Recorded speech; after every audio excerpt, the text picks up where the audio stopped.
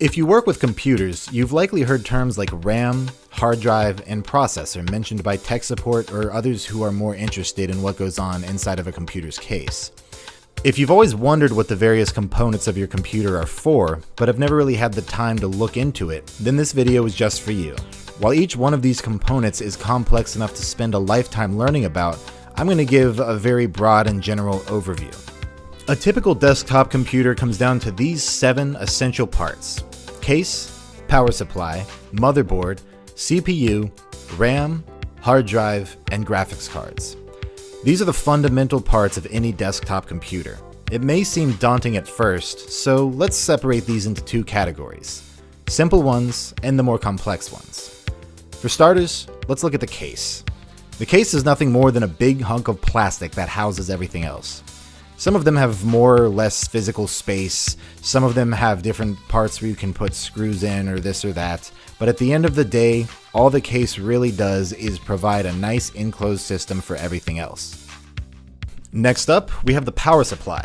This part of your computer, almost always located on the bottom, is the part that plugs into the wall and provides all of the other parts with the electricity needed to do their thing. You can think of it as an extremely advanced AC adapter. The last of the simple parts to mention is the motherboard. The motherboard is a wide and flat circuit board that all of the other components plug into. It's the part that lets all of these components send electrical currents, composing data, between each other. While not particularly expensive, the motherboard is arguably the most important component because without it, you'd have nowhere to put anything else. So that's it for the simple components. Now let's move on to the more complex parts, the ones that deal with data. The 4 main components to keep in mind here are CPU, RAM, hard drive, and graphics card. Now first things first, I'm going to establish some terminology. Keep in mind that CPU is also known as the Central Processing Unit, or processor. These terms all refer to the same thing. They are completely interchangeable. RAM stands for Random Access Memory and is often referred to as just memory. A hard drive is often referred to as a disk drive or storage. And a graphics card is also known as a GPU or graphics processing unit. For this explanation, I'll be using the terms CPU, RAM, hard drive, and graphics card. So let's start with the CPU. The CPU is where your computer does things. It isn't really capable of storing very much data at all, but it's very good at doing things with data. Quickly reading it, arranging it, doing the type of quick and massive calculations needed to run your programs. This is where most of your programs are essentially run from. It's often referred to as the brain of the computer. I personally don't like this description because really your entire computer is just a brain. It's just the center part of your computer's brain. Basically everything that happens in your computer goes through your CPU at some point. Now let's talk about RAM and hard drive at the same time because they have a very unique relationship, which is probably why people often confuse the two. Your hard drive is where all of your data is stored. When your computer tells you you're running low on space, it's because your hard drive is almost full. All of the data that makes up your videos, pictures, documents, project files, or the 3D worlds and models that make up a game are all stored here. While hard drives can store lots of data, they're relatively bad at accessing that data quickly.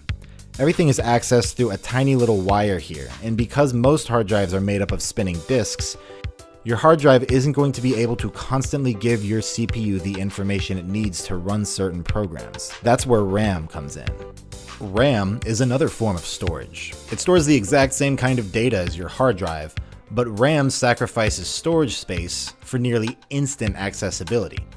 Unlike your hard drive, which sends all of its data through a tiny little thin wire, your RAM is arranged in these long, thin sticks that insert into your motherboard.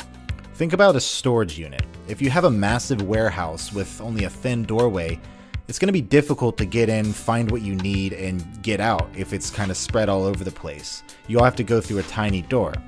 But if you have a long, wide storage shed that's got a big, massive garage composing an entire side of it, you won't be able to store as much, but things are significantly easier to get to. Typically, if your computer has 1,000 gigabytes of storage space in your hard drive, it's likely got about 16 gigabytes worth of RAM. Here's where you put the stuff you own but you aren't currently using, And this smaller one is where you put the stuff that you are using and need to be able to get in and out of quickly.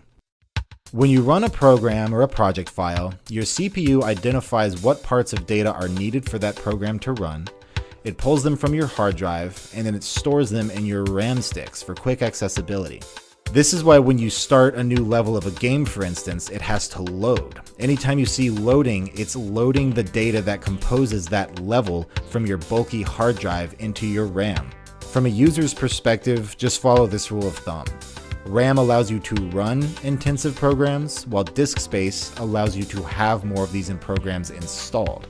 It also allows you to have more of the data they're referencing, whether it be pictures, videos, or mods. And finally, we get to the graphics card. With all of the calculations going on in your computer to turn a bunch of numbers that basically come down to ones and zeros into a constantly updated three-dimensional world, the final and most important and arguably most difficult step is to display that on your monitor. It's possible for your motherboard to do this alone, but it's not going to look good, and it's certainly not going to be able to do much. Your graphics card is essentially an entire computer in and of itself, dedicated to the sole task of figuring out what pixels need to light up on your screen, in what color, and at what time. If you were playing a game that had a very busy and high texture world with lots of models and different angles and colors, your CPU is the thing that creates that world. It knows where the stuff is, and it does so with data that's been stored in your RAM, which was loaded out of your hard drive, but it's your graphics card that figures out what it's supposed to look like based on where you're standing in the world. Without getting too off topic here, if you're somebody who likes math, I highly recommend you look up fast inverse square root, which is directly related to how three-dimensional worlds calculate perspectives. So that pretty much sums it up. There are other components worth mentioning, such as cooling systems or internal wireless cards, but really those are extras.